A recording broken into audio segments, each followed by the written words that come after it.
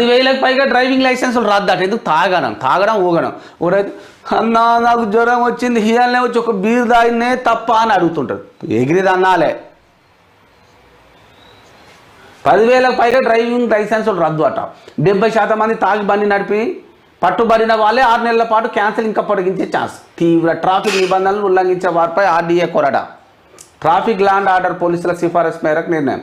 Licence రద్దుపై బాధ్యులకు సమాచారం ఇచ్చిన అధికారులు. మరి తల్లిదండ్రులు కూడా కొంత చూసుకోవాలండి. మహిళలు కూడా మోటివేట్ చేయాలి కదా, కొంచెం. అన్నం పెట్టకండి, తిండి పెట్టకండి, డోర్లు తీయకండి. నేను చెప్తున్నా తాగుబోతులు. ఊగా ఎవరికి అవసరం వచ్చే తాగుడండి. ప్రభుత్వాలు కూడా ఆలోచన చేయాలి. ఎక్కడ పడితే చూడగానే వైన్ షాపులు అటేమో. వైన్ షాపులకు శ్రీలక్ష్మి, మహాలక్ష్మి, కనకలక్ష్మి, ఎందుకయ్యా ఇంకా లక్ష్మీదేవతలను బదనాన్ని చేస్తా ఉన్నారు మీరు తాగి తందనాలు ఆడేదానికి. లాస్ట్